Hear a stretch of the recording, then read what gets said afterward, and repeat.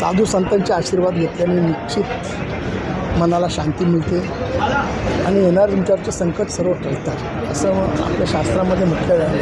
जर तुमचे ग्रहसुद्धा खराब असतील साधू संतांच्या संगतीमध्ये तुम्ही राहिला तर ग्रहसुद्धा सरळ रेषेने चांगल्या याच्यामध्ये येतात. हे संगतीचा असर असतं म्हणून साधू संतांच्या सानिध्यात आपण राहायला पाहिजे.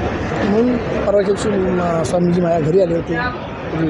आज पुन्हा मी इथे आलो इथे सर्व व्यवस्था बघायला कशी चालू आहे काय नाही त्यावरती त्यांचं दर्शनसुद्धा घेतलं. आज महाराजांना तुम्ही मराठी बोलला ते आज ते पण कोशिश केलं मराठी बोलायला, ह्याच्यामध्ये तुम्ही काय सांगणार असेल?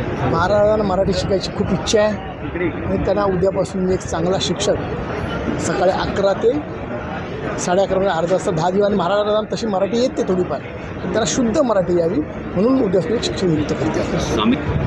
स्वामीजी मला बोलले मराठी शिकवा. मी तर त्यांच्याशी मराठीमध्येच आता बोलणार याच्यापुढे पण चांगलं शुद्ध मराठी शिकवण्यासाठी मी एक स्पेशली शिक्षण नियुक्त शंकराचार्याच्या चरण आसपास तुम्ही करता तुम्हाला कसा वाटतात तुम्हाला?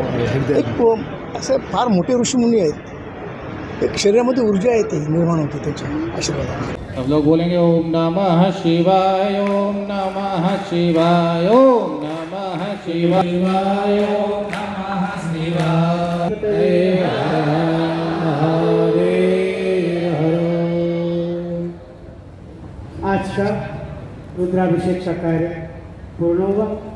कल पुनः जो ब्राह्मण आज अभिषेक इत्यादि कार्य में बैठे थे उनका अभी 2 घंटे के लिए विश्राम है. उनको हम वृणीत मान चुके हैं. ठीक है, संप्रेक्षण उनका होगा. संप्रेक्षण के बाद फिर उनको मंडप में आने की अनुमति है.